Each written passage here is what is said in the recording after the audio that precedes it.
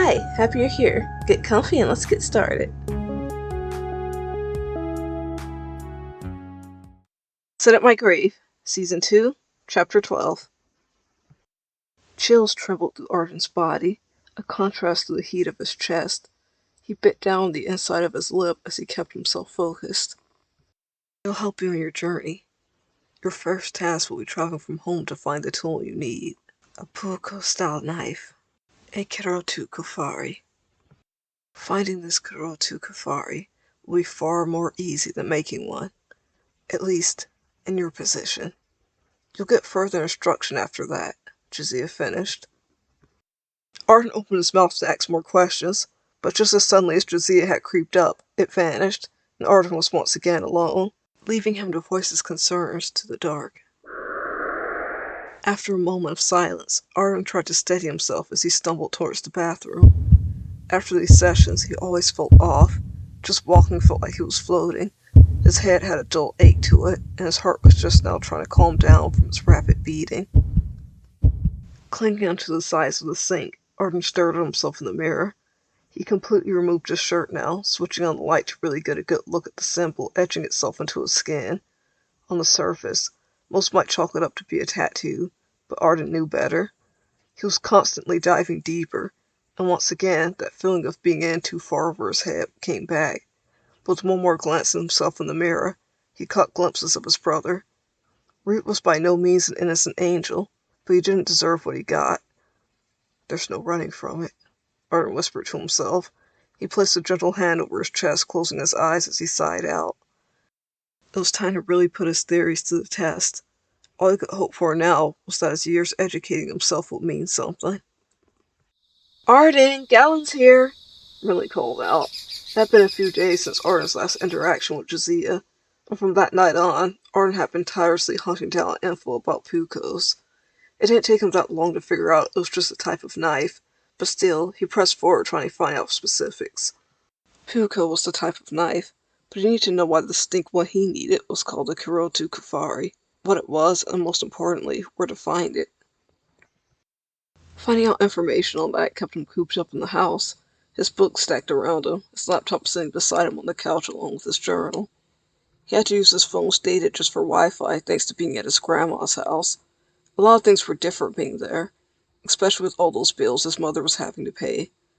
And although he tried to keep his complaints to himself, he couldn't help but be irritated with the changes, like not having his own room to be in while he did his research. Arden even thought about convincing his mom to move back into their old house. As far as he knew, she'd be trying to pay it off anyways, then try and sell it. And as much as it annoyed him when he thought about it too much, he realized he hated the fact he'd no longer be able to go into his old home after that, or even see his old room. He tried to convince himself that it didn't matter that much, that he didn't miss the house, just the bare stuff they had there. He told himself that he would be being ridiculous for having attachment to that place. Arden, didn't you hear me? Riley said, opening the door.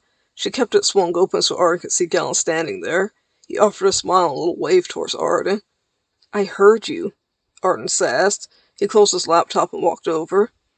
It's so nice to see you, Gallon. Make sure you tell your mom I appreciate the casserole she sent over, okay?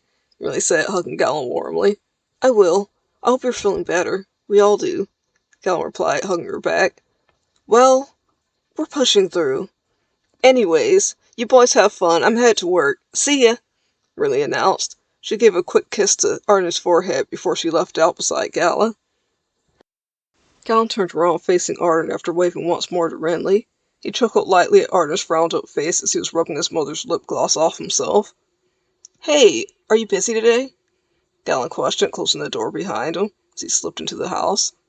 Don't you think you should have asked me that over the phone before coming over? Arden questioned, shambling back to the couch. He lightly nudged some of his books out of the way with his foot, while Gallon carefully followed behind him, trying not to step on any of his belongings. Well, yeah, but you hardly answer lately, and when you do, you sound so freaked out, Gallon remarked. He folded his arms, looking down at Arden on the couch. Can you pull yourself away for a while? You seem really wound up with this stuff. Are you okay? Gallon implored. Arden subconsciously rolled his eyes, shuffling his papers around. He despised that question, because all it made him do was think about everything that wasn't okay for him right then. It was such a dumb question. His brother was dead. By his own doing. How on earth could he be okay? When Arden didn't answer, Galen awkwardly tried sparking up the conversation again. I thought maybe we could take a ride around the neighborhood or something. I leave in a little while. I already got a few things packed up for my dorm, Galen said. A brief look of shock painted Arden's expression, but he quickly shook out of it. Galen smiled a little as Arden stood up, putting his books to the side. Yeah, let's go, Arden decided. Great! This time hopefully we won't run into any trouble, Galen half-joked.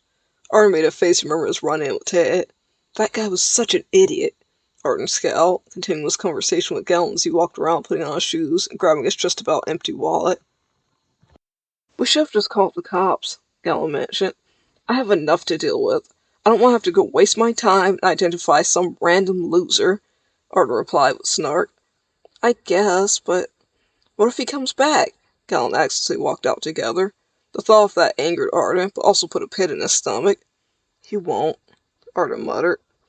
Soon, Arden and Galen were cruising in his car. The air held a light breeze, and the trees were showing the slight colors of changing leaves. It was nice out, sun shining, yet it wasn't too hot. After getting past that awkward barrier Arden had unintentionally put up, the conversation began free-flowing once again. They picked up where they left off, it seemed, talking about old school memories and all their moments together growing up in that neighborhood. Arden couldn't help but be reminded of how ostracized he started to feel growing up. Only now as he looked at the old places, even his bitterness felt like it was dwindling. The feeling was subtly replaced with memories of doing things with his brother and with Galen. For him, life wasn't perfect. It was far from it from his perspective, but it was always better with one of them there.